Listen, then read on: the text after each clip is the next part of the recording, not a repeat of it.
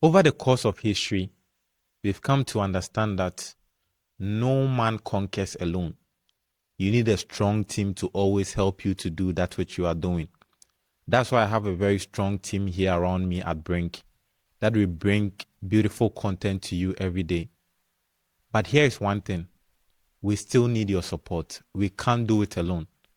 That is why I want you to like, subscribe, and share our videos so that our content can reach other people for them to live a purposeful life. Thank you. We spend most of our time chasing things that are very different. We chase different lifestyles, different career pathways. We chase different things altogether. But the truth of the matter is that fundamentally, all human beings have something that is same and similar. We might be different across different facets, but across a certain tangent, we are all the same. And these characteristics define every person, whether you are the richest man on earth or you are the poorest man. On any corner of the earth, all these things apply. And so today I'll be talking about some of the 10 things that are common across every human being. It is the same no matter who you are, where you come from, or what you stand for. So number one on this list is time. For some reason or for some power behind our control, different people get to enjoy different times on earth. And so people can live up to 100 years, and unfortunately some people don't live even up to 20. But one thing that is fundamental, as in any day, is that we all have the same number of hours within a day. Fundamentally, that unit is constant for everyone, right? So time is the first thing that is the same for all of us. And sometimes you wonder why it is so. It kind of shows us that at the very core of our humanity, we are all the same. No matter who you are, no matter the time difference or the time zone that you are in, we still have 24 hours within a day. So that's the first thing. Number two is choice, or the power of choice.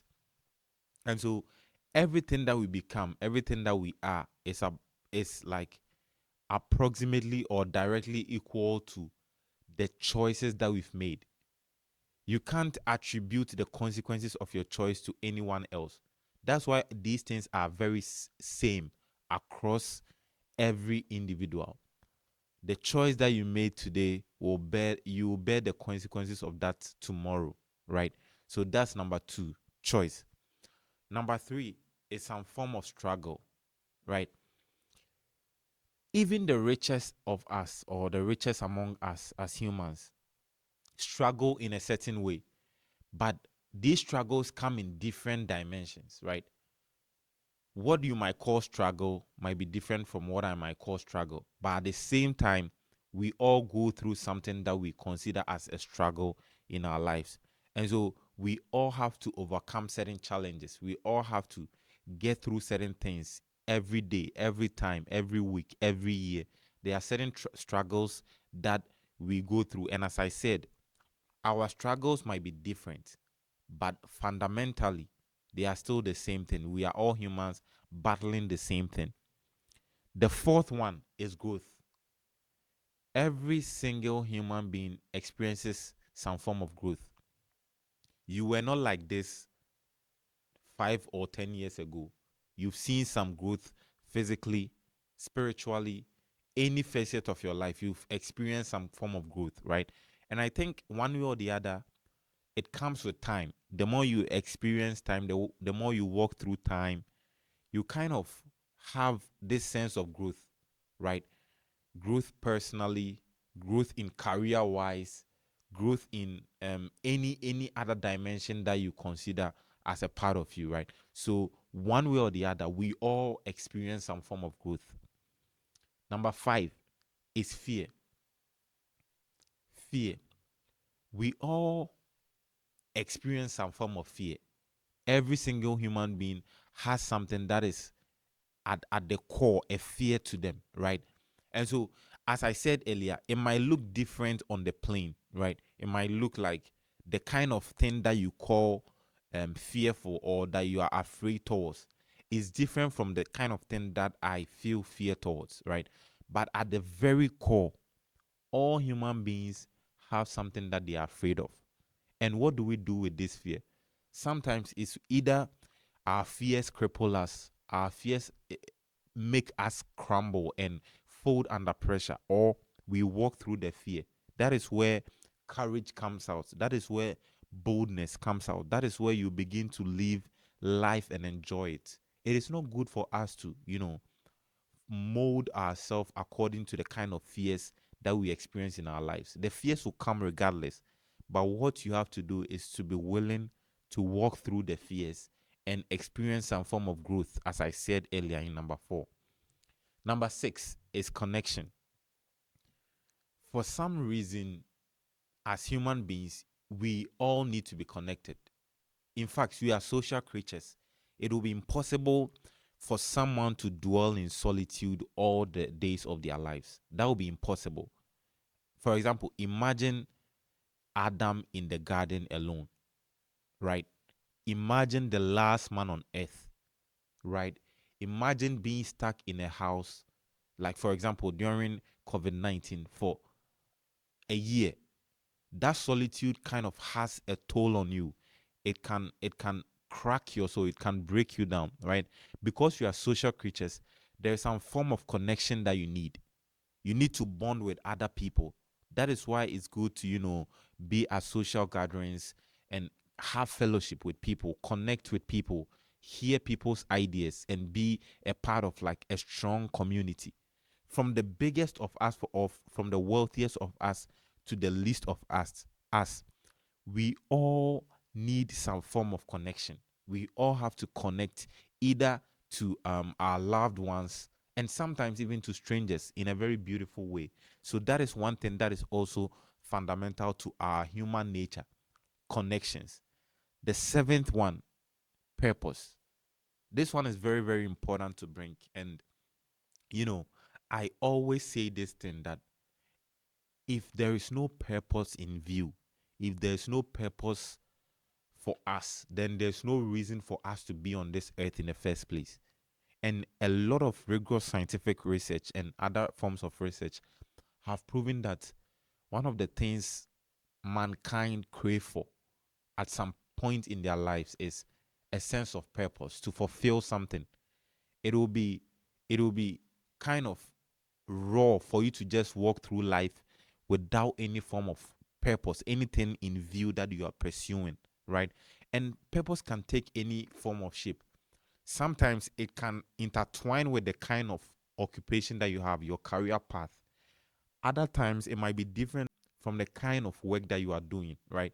So purpose can come in any direction, but at some point, at a certain point in your life, you need to find a concrete purpose, a kind of direction that you are heading towards as a person, as a human being, right? And every single human being at some point in their lives get to experience this. The next one is failure. As sad or as bad as this sounds, every single person that you've seen on this earth has experienced some form of failure. Every person, right? I mean, from the people doing the most amazing things to the people who have not tried anything at all, they've all failed in certain instances. Myself, I failed. I know probably you failed at certain things. But the truth is that our fears don't our failures, sorry, don't define us. They don't shape who we become. Our failures are means to teach us, for us to grow, for us to become better, for us to, experience life, right? So if we move in fear of failure, we will not always explore to become better versions of ourselves. We will not always explore to, move ahead in life. We will be stuck at one point. But what is it? Why would you live a life of, not exploring? Why would you live a life of just doing one thing constantly, not exploring other dimensions, not viewing life in a different lens and enjoying it, even though you feel forward, as someone might say? The ninth one is hope. every single person, sometimes against all odds, has to put their hope in something, right? You might not notice, but there is some form of optimism tied to hope that you might not even see what's happening, what is going to happen in the future, but you have this hope. And one thing that personally I have hope in is humanity. I have hope in humanity that at some point in our generation we might get better. At some point in our generation we might experience the things that are good and true and beautiful, right? So hope is something that is fundamental, that is tied to our humanity. Many people experience this thing. Maybe at a very tight point in your life, maybe at your brink moment, maybe at a difficult point, you will experience some form of hope. You will realize that, oh, there was this thing that I was putting my mind to, which is maybe outside of me or in a different, space, but I was just hopeful that a positive thing, a good thing will come out, right? To climax everything, the 10th one is our mortality. Every single person at some point in their lives must face this reality that we will leave this earth. We are just mortals, right? A point will come that we will have to leave this earth. And whether you believe in the afterlife or not, this reality will catch up to you, right? You don't have to believe in it for it to happen. These are these are things that are beyond our control, but it is intertwined and wired into our being that a point will come that death will become inevitable. But that is not something to put fear in you. It is something actually for you to, put at the back of your mind and live a life that you are conscious of where you are and where you are heading towards. A life without, our mortality in view is like you are just playing, thinking life is forever. No, there is a point that our time on this earth will be cut short and we have to transit to wherever else we need to be. But the truth of the matter is we are mortals. So let me start from number one. Number one, time. Number two, choice. Number three, struggle. Number four, growth. Number five, fear. Number six, connection. Number seven, purpose. Number eight, failure. Number nine, hope. And number 10, mortality.